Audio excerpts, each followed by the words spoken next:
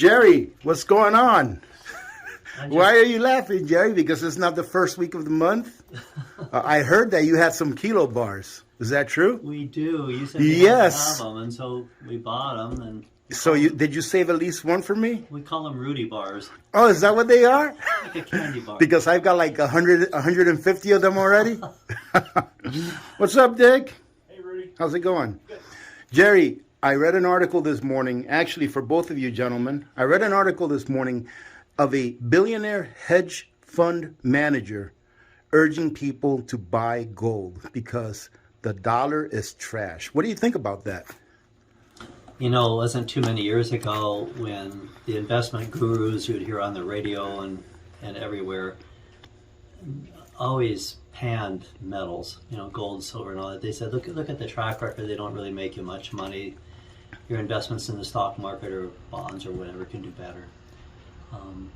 And for certain years, they're right on that. But it's really changed, I would say, in the last 10, 20 years, that most people giving investment advice don't pan it anymore. In fact, some of them give a rule that 10 cents in the dollar should go into metals of some sort. And you never used to hear that before, but it's kind of an awakening in the country along those lines that, yeah, it's not you buy gold to get rich, it's you buy gold to hedge against a declining dollar. You buy gold as an insurance policy against a possible market crash or something like that. An insurance policy you hope never pays off. But unlike car insurance, which at the end of 6 months you have nothing to show for it, at least with the metals you still have something. And you can keep it. So let me tell you how I see it, Jerry. When I try to explain to people how it is that gold actually retains its purchasing power against the dollar. If you go back to 1971, when Nixon took us off the Bretton Woods standard, right, where gold backed up about 40% of the dollar. Back then, a 1 ounce gold coin was priced at, I believe, $42 and change. Yeah, it was still illegal. It was still illegal for Americans to own, but it was priced at $42 and Fixed change. priced. And back then, the Dow Jones was at about between 600 and 800 points. So when you take that $42 and divide it, and ladies and gentlemen, you'll have to do this on your own because I'm just doing it in my head. But when you take that $42 and divide it, let's just say into $1,900. I have no idea what the price of gold is today. But let's say $1,900 because we know it's going to go up to at least that in the near future, if not sooner than later. That's about almost 50x. I would say that's about 45x. So that means that gold has gone up nominally in dollar price, right? Because that's not how I gauge the value of gold. I gauge it in ounces. But your average person is going to look at gold as far as how it's nominally priced. So it's gone up about 45x roughly in price nominally. When you take that, let's say 600, right? That's 600, or it was 800 back then, 1971. The Dow was at about 800. When you take that 800 and you divide it into 35,000, let's say. The Dow is 34,000 and change, let's say 35,000. It's less than what gold is.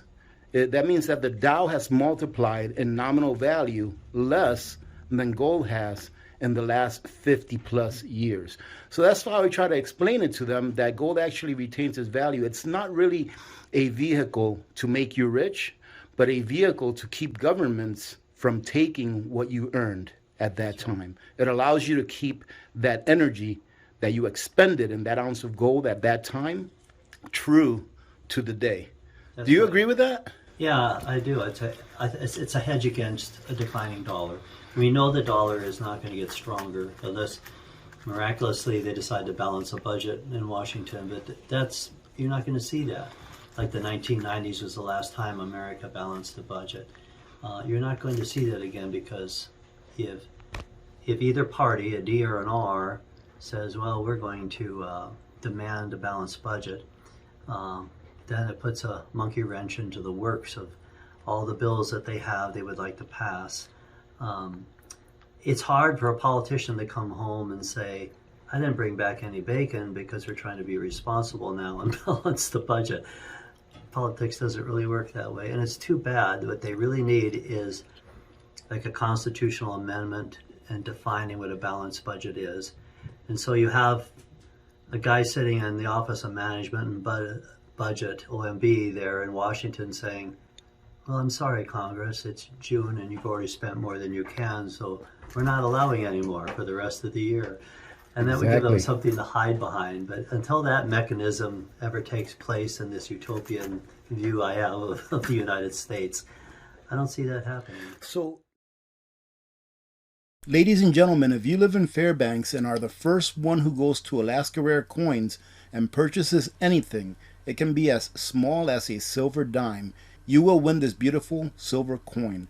As you can see, it has already been paid for, and all you have to do is, after you've paid for your purchase, is ask Jerry or Dick if you are the winner, and if you are the first one to get there and purchase something from the store, they will hand you this coin along with a small note that I left for you. Best of luck. I think this is, I know you don't watch my videos, Jerry, unless you're in them. So let me go ahead and ask you. Let me go ahead and propose to you a notion that I've shared with our community members. And that's this. A lot of people are scared, especially people that are on Social Security, on disability benefits and things like that. They're scared about the debt ceiling, that it's not raised. And let me tell you my view on it. Let's just see if you agree, and if you disagree, by all means, okay, let us know what you think. So my view is that the government cannot default because we can't expend the debt ceiling. And let me tell you why. Because last year, if you take a look historically speaking, last year we took in about $4.6 trillion in taxes for the year. Now, when you take all of the mandatory expenditures, i.e. Social Security, Medicare is a mandatory expenditure, the interest on the debt is not a mandatory expenditure, but it is if we don't want to default, right?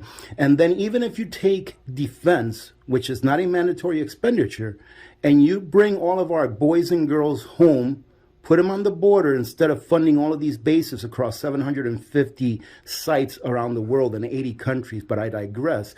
If you brought them back, we would probably be able to take our defense budget and cut it in half. And then when you add all of those mandatory expenses, the interest on the debt, which this year is going to hit $850 billion, by the way, cut defense spending in half. Guess what our bill will be for that year? About $4.6 trillion, which is what we're going to be taking in this year. So just because we can't raise the debt ceiling doesn't mean that we're going to default. In my opinion, what it means is that a lot of the power that politicians have over the people will shift back to the people because they will be forced to spend only what we take in and not have any fiat currency left over for all of those pet projects. What do you think about that? Fundamentally, I agree with you. If they had to balance a budget per se, the first things they're going to fund would be Social Security and all those mandates that they have, because they know that these people rely on that. That's a promise. Mm-hmm. You don't want to violate the promise that you have made to those people. And then all the rest becomes somewhat peripheral and arguable DOD expenditures, health and social services, on and on and on. But what you said, that the debt retirement, paying interest on the debt, Social Security, Medicaid, Medicare, all that stuff, that would get number one preferential treatment. Else there would be a tremendous blowback on that. Right. When they tell you in the news that you're going to lose everything, they are lying to you. They are telling you that you're going to lose everything as a form of projection because it is they that will lose their power. And I believe personally that it is we that will gain power by the debt ceiling not being raised. It's not a matter of defaulting. We won't default as long as the American people continue to work and taxes are collected in order to pay our mandatory bills that we have. So, Jerry, another question. Man, I'm full of questions today, okay? So hopefully the amount of questions I'm asking you, Jerry, is not going to hinder me as far as trying to talk you down on the premium for that 1 kilo bar.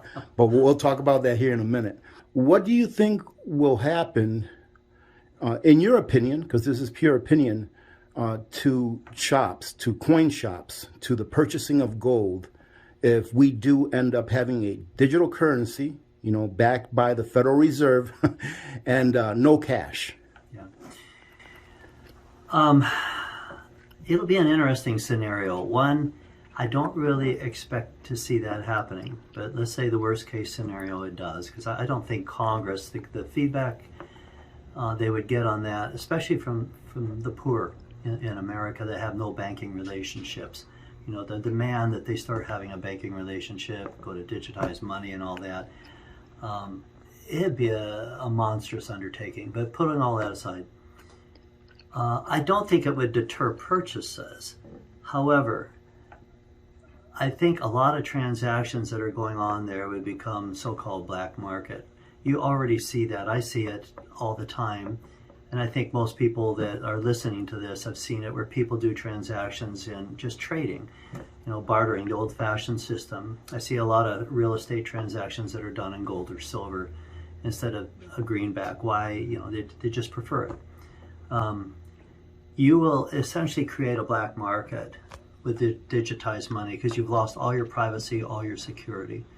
And so people will be looking at an alternative to that. The cryptos are attractive to some, not to me. I don't go for that. But gold and silver have always been there since the beginning of time that people use for bartering. Labor is another way to barter. There's a lot of ways to go, but I think it would have an impact on gold and silver prices, actually to the positive on that, because it would create a demand for that commodity. So what you're saying is that it would create a free market, because that's what a black market is. It's a free market. That's right. That's right. I try to explain to people that the freest market in the world is the black market. Facebook Marketplace, Craigslist. That is the black market, and it's named that to make it sound like it's a bad thing, when in other words, it's not a bad thing. And if you look in communist countries where the black market flourishes, in Russia before the Soviet Union fell apart, even in North Korea, they have a black market, and the government knows it's there.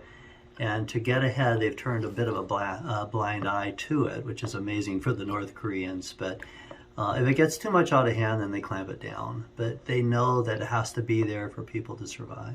So my big question is this, because I think I disagree with you when you say that you don't think it's going to happen as far as a CBDC goes.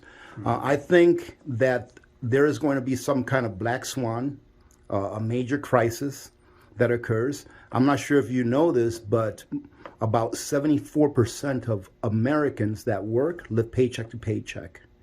Meaning that a flat tire can pretty much put them on the streets, right? I think it's 50+% or 60+% of Americans, they don't even have $400 in savings in order to take care of a small emergency. And $400 nowadays is nothing when you consider, inflation and all that.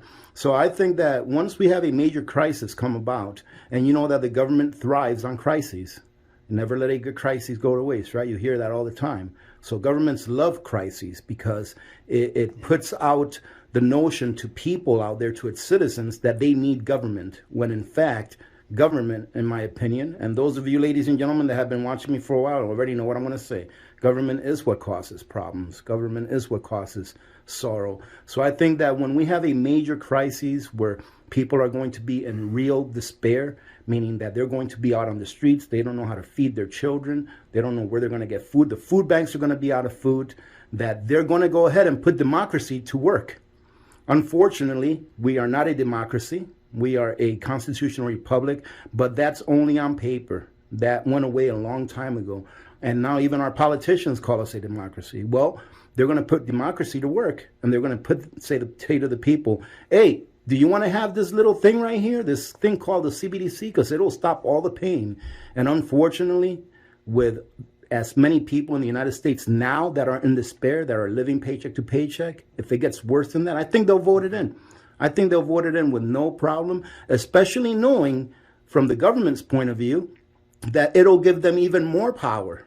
So my question to you is this: what will happen to Alaska Rare Coins should the government enact a CBDC? Well, people will have no choice at that time of how to pay for a transaction here. And so you're going to be getting accustomed to that, but there will also be, I assume, nationwide, people will be using alternative methods. Black market. Absolutely. Thank you very much, Jerry. Now, hey, can you go get me one of those bars? Because I am here to buy. That's right. Come on. And look at this, ladies and gentlemen. Is this thing pretty or what? And for those of you that live in Fairbanks, today and only today, Jerry and Dick are having a 0 premium sale. Just kidding. They're laughing over there in the background.